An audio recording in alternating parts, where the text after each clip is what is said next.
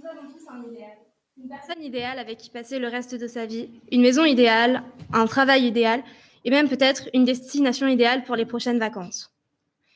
Toute notre vie, nous faisons en sorte d'atteindre cet idéal, ou du moins de s'en rapprocher. Mais est-ce véritablement raisonnable ?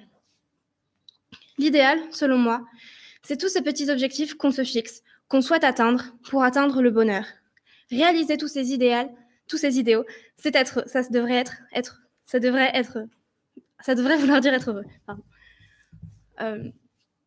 Quand on est enfant et qu'on apprend qu'il y a la faim dans le monde, qu'il y a des pays en guerre, on souhaite pouvoir y mettre fin, pouvoir rendre tout le monde heureux, que tout le monde vive dans un monde qu'on qualifie d'idéal. Je me suis rendu compte assez vite que c'était pas possible, parce que tous les idéaux ne coïncident pas. Il y en a plein qui sont incompatibles. Prenons l'exemple de quelqu'un qui détesterait les légumes. Pour je ne sais quelle raison, cette personne déteste les légumes, rien que d'y penser, il en a la nausée. Et lui, dans son monde idéal, il n'y en a pas, ça n'existe pas. Il peut faire tous les supermarchés qu'il veut, il n'y en a pas. Eh bien, tous ceux qui les aiment, leur monde idéal disparaît avec les légumes. C'est un peu égoïste de vouloir réaliser son idéal, parce qu'en un sens, c'est priver les autres du sien. En parlant d'idéal, il y a aussi un philosophe, c'est Platon, qui a poussé l'idée, lui, un peu plus loin, et il a créé la cité idéale. Il a retranscrit dans les lois. Et cette cité, elle contient 5040 habitants. Pas un de plus, pas un de moins. 5040, c'est un chiffre qui a été choisi parce qu'il a 60 diviseurs. 58 si on ne compte pas lui-même, et 1. Ce qui permettait de découper la cité en plusieurs groupes de tailles différentes pour les activités politiques, pour les emplois, etc.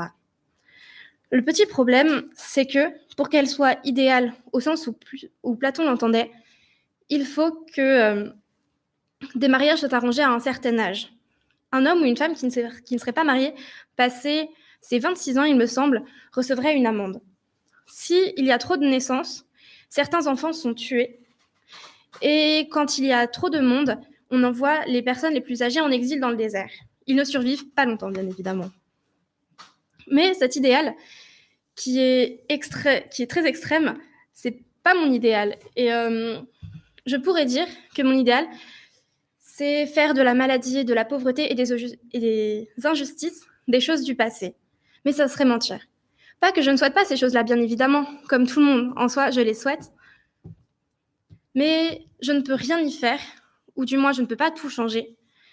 Donc, je préfère ne pas me mettre cet objectif-là. Mon idéal, en revanche, c'est pouvoir enseigner.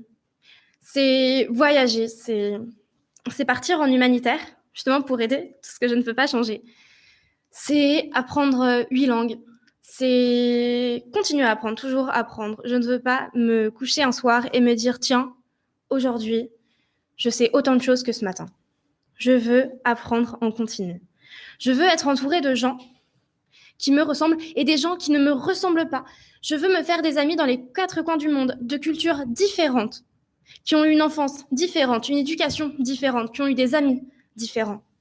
Je veux rencontrer des gens que je ne rencontrerais pas si je restais chez moi. En revanche, je ne sais pas ce que je ferais si jamais je réalisais cet idéal. Qu'est-ce qu'on peut vouloir une fois qu'on a tout ce qu'on veut ?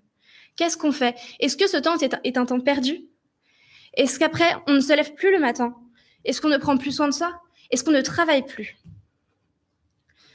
Moi, je pense qu'une fois qu'on a atteint tout ce qu'on voulait, on veut d'autres choses.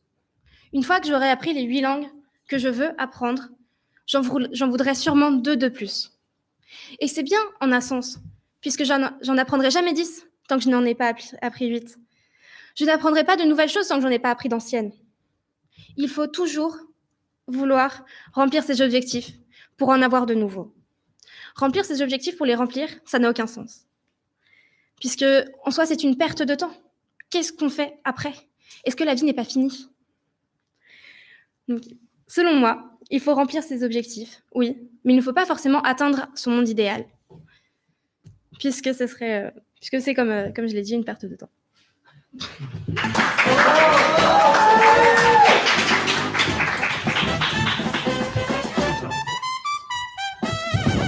So the job and